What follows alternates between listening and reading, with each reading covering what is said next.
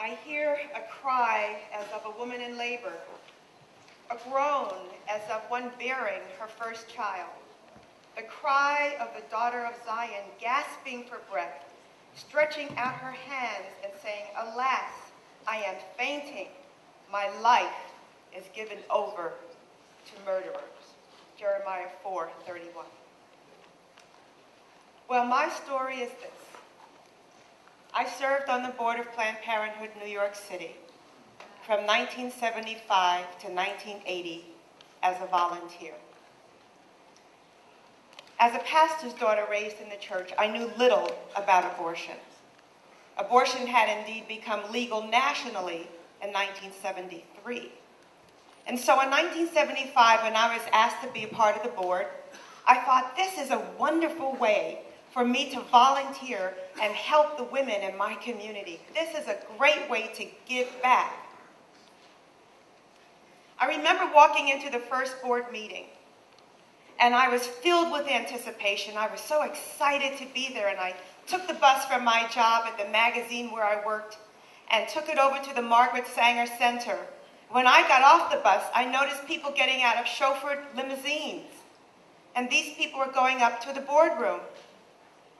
I walked into the boardroom, and I was the youngest person on the board of about 20 people, mostly men, well-to-do men and women, and I was the only African-American woman on the board.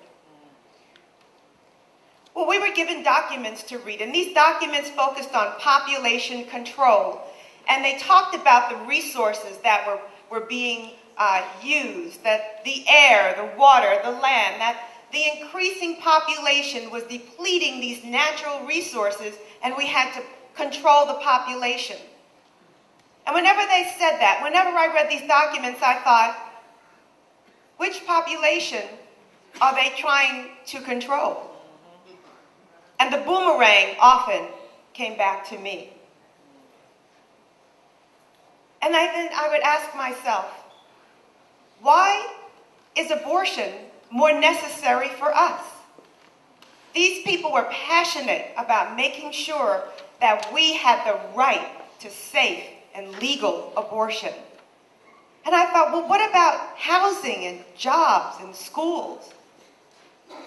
I would go up to the boardroom and I would walk past the Margaret Sanger Clinic and I would look in and see young Hispanic and African American women there. And I would wonder how we could really help them. What could I do? Well, I became a trained speaker to go into the schools and talk about say no, how to say no. And I would tell them how to keep the sperm from meeting the egg.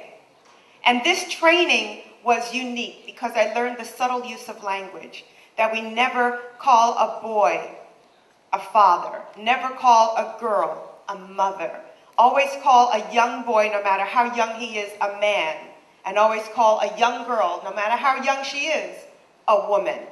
Never use the word fetus because it's a living term. Never use embryo. Use mass of tissue. Use the words contents of the uterus. Well, I didn't focus on abortion in my talks. My talks were how to keep the sperm from meeting the egg, say no. But this is the part that I want to tell you in the limited time I have. For every abortion that was performed while I was on the board, a death certificate had to be issued by the Department of Health. A death certificate. In college, we debated when is the fetus viable, when can it exist on its own, and is abortion really murder? But a death certificate is only required when someone dies. Once I read about how abortions were performed, I said to the board members, I went back, I had no idea about the details of these abortions.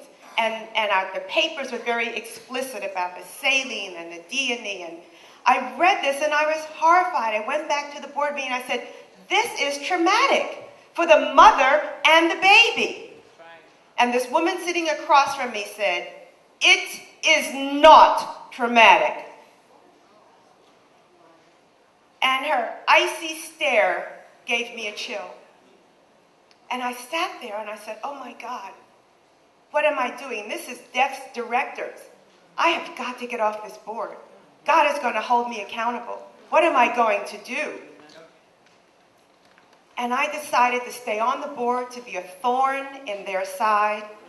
I was the one vote. It was a no vote. It was a lone no vote.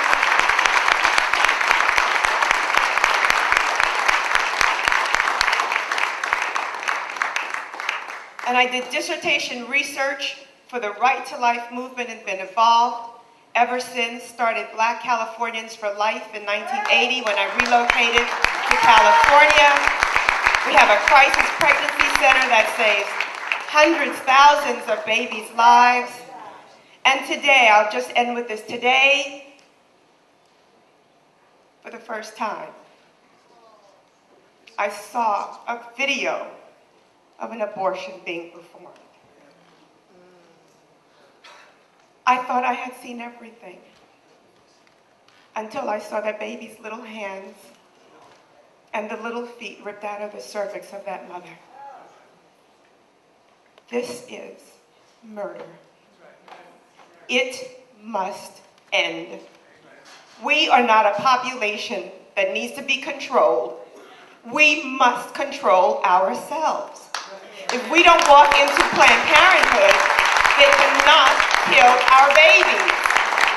If we stop having sex outside of marriage, if we obey God's word, if we live holy, if we teach our children to live holy, we will close every Planned Parenthood facility in this